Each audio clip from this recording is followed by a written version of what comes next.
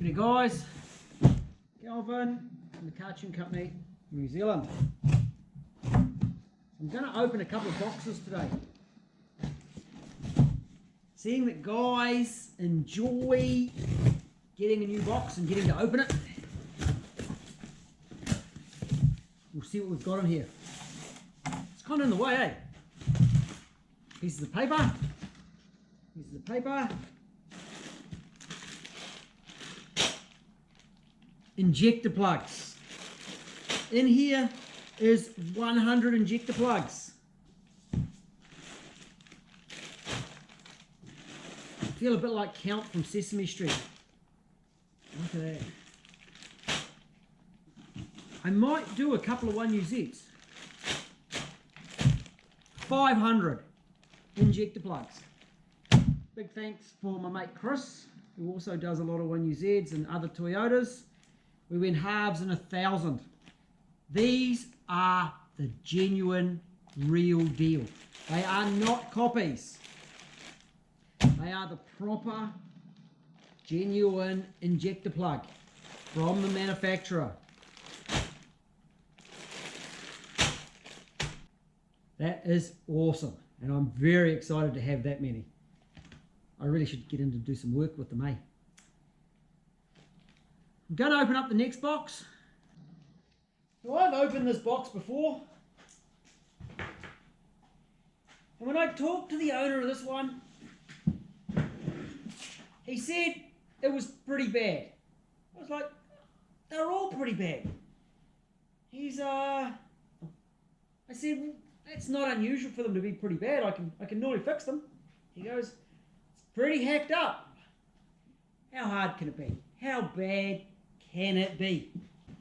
Now this is not a challenge to find the most hacked up wiring looms you can find and send them to me to be fixed. This one, I think it's up there in the competition of the worst.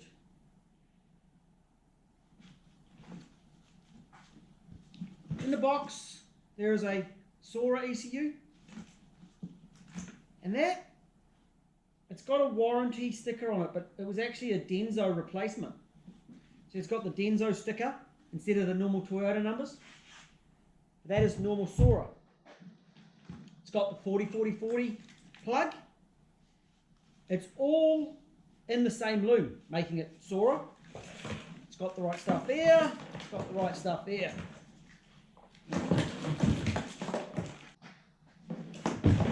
So we've got the main engine harness.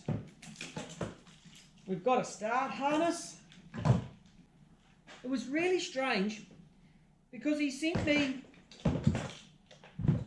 the distributor brackets. And I thought that was a little bit weird, and I just opened the box and yeah, that one's fine.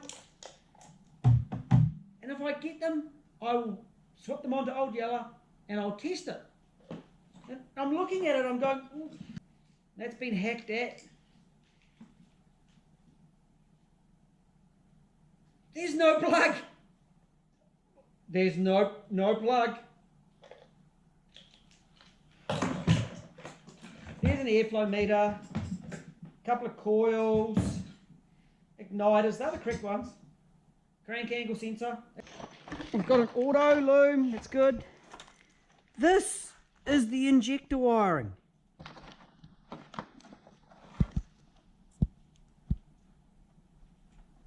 That is real.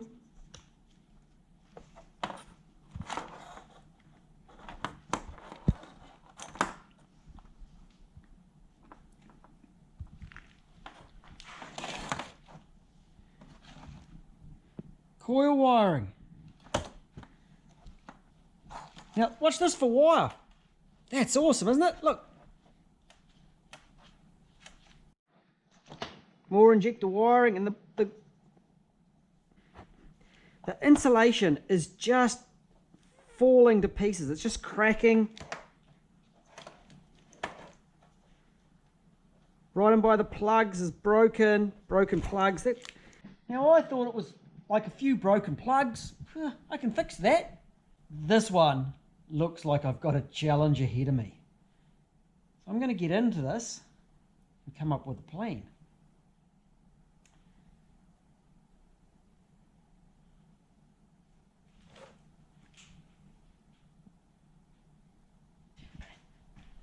And I don't know whether this is the worst thing about this, because backed up right behind us is another guy who's trying to compete with, it's probably not quite as bad, but I opened the box, I looked at it, I shut the box again, because it's terrible as well. I'm going to turn this around, and I'm going to make this awesome, but I've got to come up with a plan.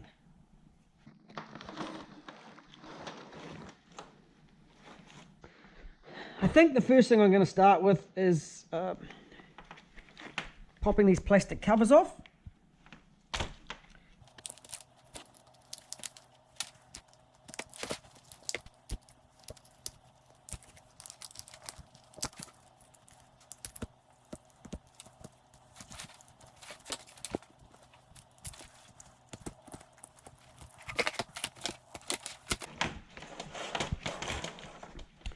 And another thing you might notice is it didn't have any covers going down to the injectors. They simply don't exist.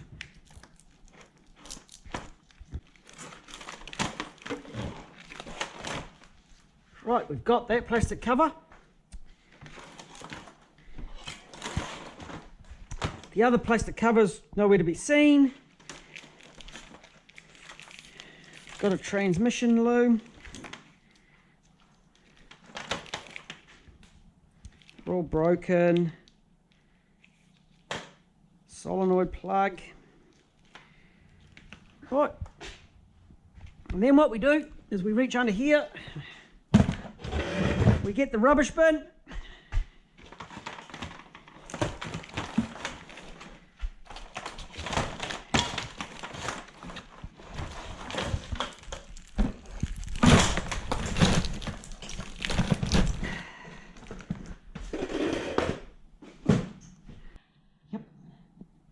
I am feeling heaps better. I think I've just solved that wiring looms problem.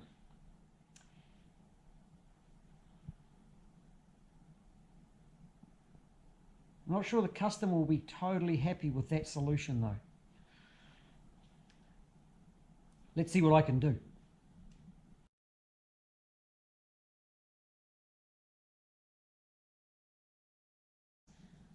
So in front of me, I've got the solution. Let's put it back into the box, get it ready to send away. I've already put some senders in there, some coils, new cam and crank angle sensors, and all the components as they came out of the box were all marked up, BY in green. Here's the airflow meter, bits and pieces to go in there. One of the things I haven't discussed is the insulated stud to go through the firewall. But the main thing here is the wiring loom. So we've got brand new battery cable that goes onto the starter motor. It's 2 meters long, so it's well long enough, but it can be cut off and used as the earths as well.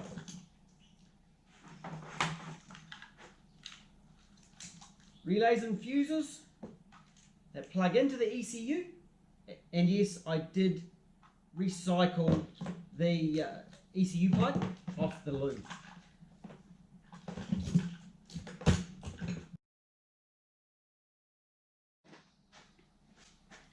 And here is the main solution for this particular vehicle.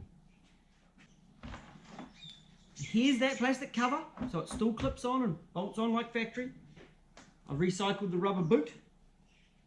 So everything else is new, except for the shifter plug, because I've sold the world's worth of shifter plugs. In braid, made with Tefsol wire, so it's going to be super durable. In this loom, the injector plugs can only go one way because they're spaced apart. Transmission loom all goes down nicely 65mm rubber grommet with the recycled, I did recycle the header plug. You'll notice it's only got the single one. It's the double, the 40/40 or the 80, the twin 40s, because the other 40 is on the relay block now. Water temp sensor wiring and oil pressure wiring is in there.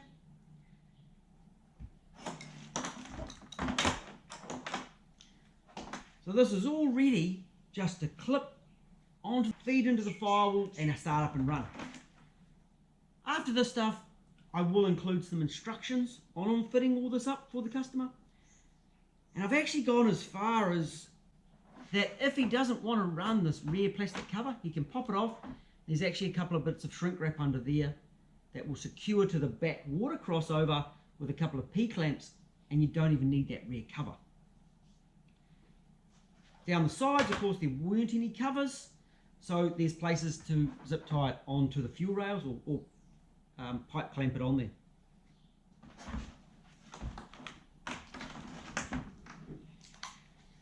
There's also a new start loom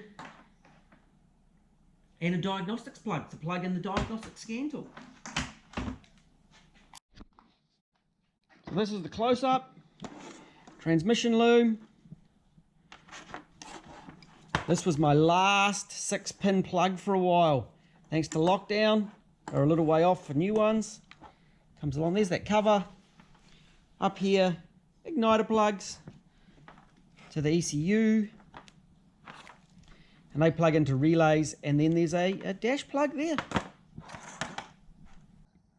So I'm pretty confident the customer's going to be really happy with the quality of this whole setup. I've also put in new cam sensors and crank sensors and some other bits and pieces. And it also shows what is possible. I'm about to build another one for a manual and then another one for an automatic, because these Aussie boys keep sending me over very, very worn out Soarer looms for conversion. So this is a really good option for them.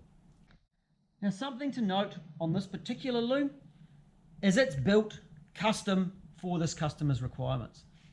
He has sent me his wiring loom.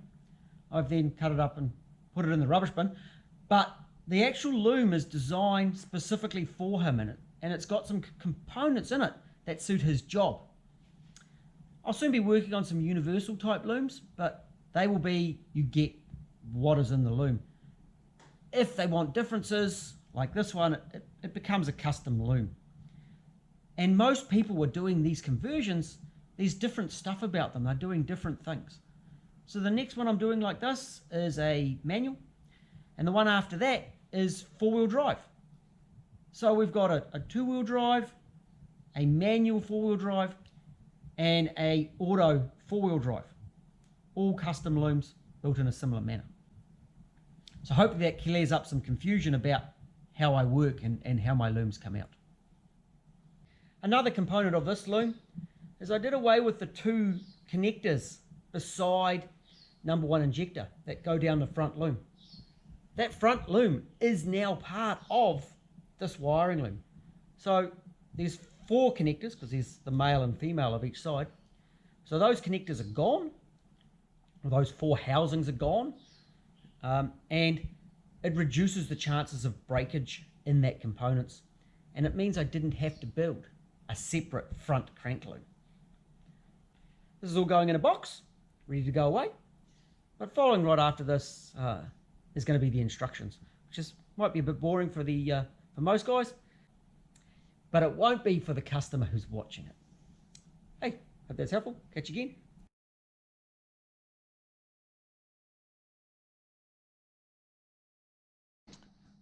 So this is the instructions for fitting up this brand new loom.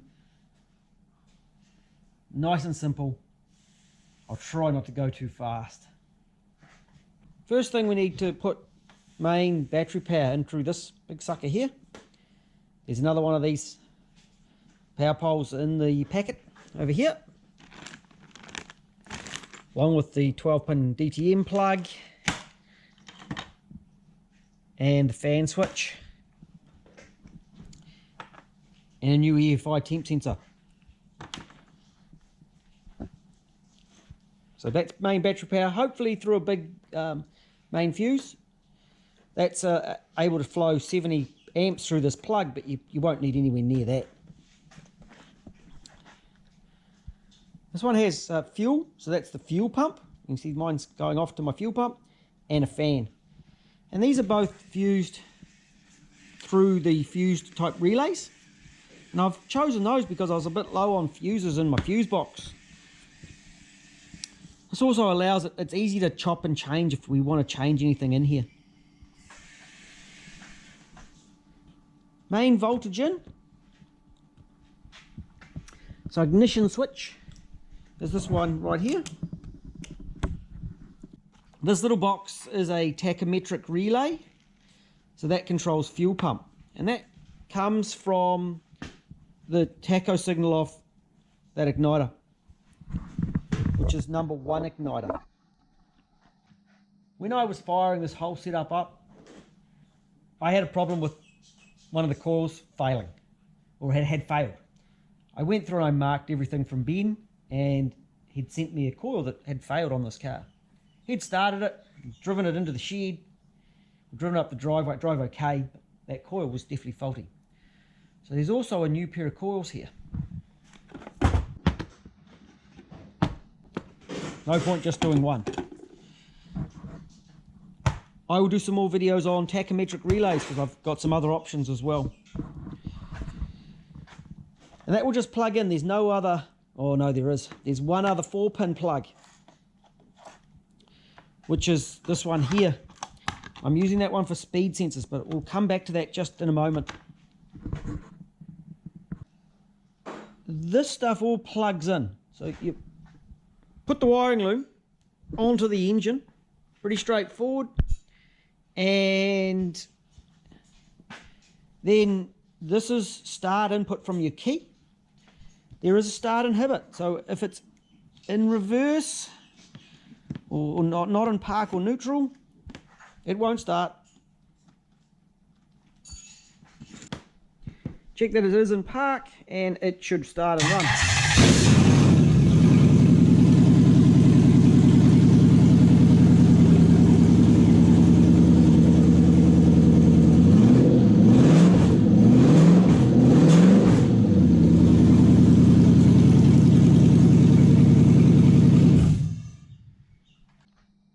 So that's the super easy instructions. Put the loom on, plug everything in, power, ignition and start, and it goes. There's probably a bit more I should explain on this one, so I'm going to go around and do the long version, possibly the long and boring version, but it's probably got some important stuff in there. In the fuse box department, it's really simple, and I've left one fuse out for the air conditioning. So we'll start with air conditioning. Over here got an AC relay. If you want to clip that out and change it, that is fine.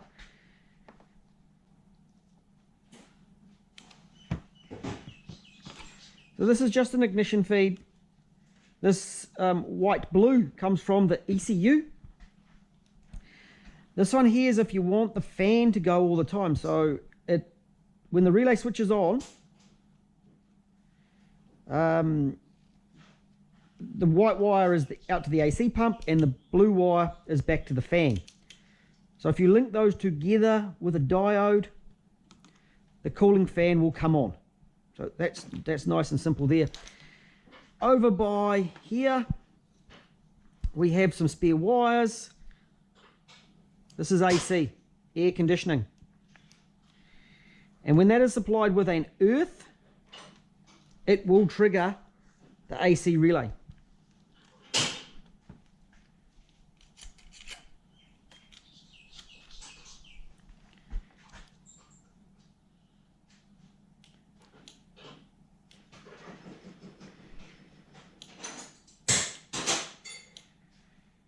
You can actually hear that relay clicking on and off. Okay, so that can be connected, and it's an earth. So that's a negative signal in there. We'll give the engine an idle up and turn the air conditioning on. And here we have a stop light. And I've gone through and I've verified everything with the scan tool. Scan tool is plugged in. So stop lights. Stop lights ensures that it selects first gear when you come to a stop. The next wire is a W. That's the engine check light. It's a negative output from the ECU for the light on the dash. I've put in a 12 volt and a negative in that wire, in that plug. So if you want to use those for your like the earth for the AC switch, though there's probably one in the vehicle, the earth for the kickdown, the 12 volt for the power switch, and the earth for the overdrive, then you can use those wires. And if you want to put a light on it, you can do that as well. So that's why I put 12 and an earth in there. So we have KD. It goes to the kick down switch, goes under the accelerator pedal. That is an earth input into the ECU. P is for the power economy. That is a 12 volt when you turn it into, put it into power. If it's not connected, it will stay in economy. And overdrive, that is an earth. So an earth input into the ECU to switch it out of overdrive. So if it's not connected, you'll have all 4 gears. With it connected, it'll have 3 gears in that transmission. So we go along here, and I've actually got the speed sensors connected in. I'll come back to talking about that. Diagnostic plug. So right now I'm running the semicircle. However, I've made the rectangular one, and that will plug into the same spot. So it gives you diagnostic functions. So that can go over with you as well. If you come up with a semicircle, then you can just put the plugs on it and wire that up as well. These 2 big wires, these 2 big plugs, pretty much can't be made wrong. I've used Deutsch plugs. Pretty much a universal type plug around the world. A little bit pricey, but very, very good quality. You'll notice the main engine loom is now separate to the relays. So the relays come in and power supplies into the ECU on the end plug, which unplugs separately. Keeping it nice and simple with less going through the firewall. 65mm grommet, and there's this booty here. If you want to cut that booty off, you can cut it off. That'll be just fine. Igniters. So igniters can be mounted on the left-hand guard somewhere. On the engine isn't the ideal position, but it works for me. They have to be earthed. Don't just sit them there. They have to have a good earth. This is the battery cable. So it's nice and long. I made it 2 meters long. It's going to be too long. Extra crimps in here. Cut it to whatever size you want. And then you can run it round. It's not running under the manifolds or anything. Coming along the side. This isn't actually in there. That's your cold start. I was doing some testing to show that the cold start timer actually works. And the cold start circuit. It would actually reach all the way in. I've made the wires long enough, but that just plugs in at the back. There's a new harness underneath, and there's your start connector coming up from underneath with new knock sensor plugs and a start trigger. Along the side, I've just zip tied it onto the fuel rails where it used to mount on. Well, this one didn't have any mounting point, and that's the breather for the charcoal canister. So we work along here. We have the fan switch. So it doesn't matter. Ambidextrous. Plug it into the fan switch, and I've made it nice and long for you to get out there. Coming to the right hand cam sensor. Just need to secure the wiring under here. I actually think just drill a hole in the cover and a zip tie through it, and it's going to hold it out of the way. And again, secure the wiring in this department here. Out to the coil, the noise suppressor, and there's a new pair of camshaft sensors in here because they were both had issues. Air conditioning wire, just a single wire, of course coming from the relay. And then oil pressure for whatever one you're running, whether you run it to a Soarer one, which puts it down here. And I would actually be tucking, all this is designed to come actually right behind, tuck in right behind down here, or a Celsius one out the back there, so that should reach to either when it's sitting in place. Crank sensor. There was no little nipple on the crank sensor, and it's bad when there's no nipples. So that's a brand new one, been tested, been running with this Loom. Oil pressure and temperature up in here. Over by the ECU there is another plug, the 12-pin DTM. There is a tacho wire. It generally works with a coil negative, comes from the igniters, and it runs most tachos, the high level tachos designed to run off a coil for 4 cylinders. But if it doesn't work, then an adapter box can be put in. Oil pressure and H2O all up in here. And speedo. We'll discuss the speedo soon. Down the other side are just the gear indicators, which I've still put in, but you'll want that reverse one for your reverse lights. So you may only end up connecting 4 wires in that 12-pin plug. Airflow meter. Airflow meter wiring is a little bit longer if necessary. So you can free in your intake. And cold start timer. I found out they have to be earthed to work. And I've done a video on cold start timers and how that system all operates.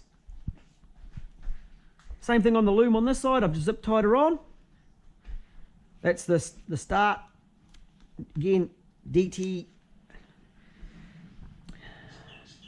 At the back here, we've got the 2 earths. So that's nice and simple. Oxygen sensors. This one ran a single wire oxygen sensors. And so the one on the right hand side goes to the right and the one on the left hand side goes to the left. Don't cross them over. Don't plait them. The oxygen sensors, there are the plugs in the kit. And that gives you room to go under here if you want. Yep. Or we're thinking back here, I think we were about there. Back on there, yep, cool. Into the gearbox Loom. Overdrive speed sensor. Solenoid plug. Rear speed sensor. And I have done SP1 as well. That can be coiled up. There is voltage in that. Okay, and we'll talk about that in a moment. So this is the only plug I've had to recycle. This is the shift selector plug and start inhibit. The old one was really ugly and just cracking and breaking and falling apart. Just check it does slide in properly. You just got to watch these lock tabs are in the correct spots. And I will be putting a bit of epoxy in the back. One of them is not quite locked in like I'd like it to. Once it's slid into place and sits in nice, it's all good. Another option, if you do come across the later model shifter plug or shift selector, and I do have the later model plugs just fine, and the pinouts. So it all kind of just plugs together, so nice and simple. We probably should talk about speed sensors. You'll notice too, with the Soarer, it used to go through the center of the intake. That's all gone. It just runs down the outside edges, all neat and tidy. This whole Loom is finished in braid with Tefsel wire, so I've got it. It can be very, very small. Right, speed sensors. I've got one here. I've got a speedo cluster. You'll see a bird shat on it. You do know what to do if a bird shits on your windscreen, eh? You don't take her out again. So you're wanting to put in a speedo drive. So what I've got here is I've actually wired the second 4-pin plug, and I've got a decoder digital unit here, and that'll allow us to match some speed signals. And that some of these Soarer ECUs throw a fault code when they don't get the speed sensor like they should, and I'd expect this one too. So I've used a tacho interface. I'm out of speedo interfaces, but it still works. It really hurts when your tacho hits you interface, but it's the same signal. It works just fine. So it comes from the, we'll go over. So we've got, this is speed sensor, goes to the ECU for the gear shifts, and this is the one that you're going to remove and put this little unit in. Look at that, I've got one. I'm going to do a separate video on that, but so at the moment it runs from there, runs along my piece of wire into the speedo, and then it can go into the, comes back out of the speedo. Toyota have this 4-pulse thing, and it goes back to the ECU. This box unit is taking care of that, and once it's in and running, it will need a bit of a tweak just to sort it, just to get it right. That means we can slip a normal cable drive in the back hole, and away you go. So I think that's pretty well it. Normal single wire auction sensors, universal auction sensors will be just fine. Got coils, cam angle sensors, crank angle sensor, all new, lovely. New coils, lovely. All new Loom except for that one plug. Cold start injector, the circuit all tests out, and if you want to check your cold start timer, I've done a video on that. Hopefully that'll be up soon. And of course it runs. If you want to modify the air conditioning, not a problem, just do it. I think we'll fire it up one more time and call it a day. Into park. Into park.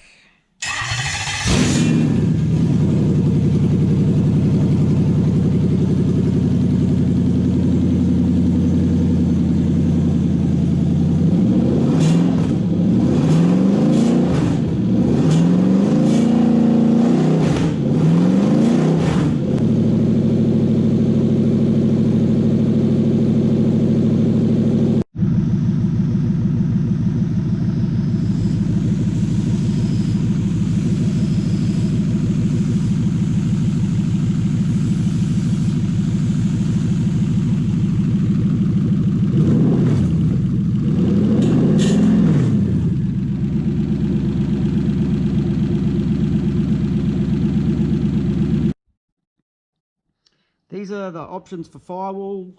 There's a firewall stud, so it screws through, bolts in. I use quite a lot of them. If you're running your wires through the cabin, that's a good option. Or you just do a insulated stud for the main power. So bring one from the starter in and bring your one from the battery and put them together. So both of those are options. Just let me know which one you'd prefer.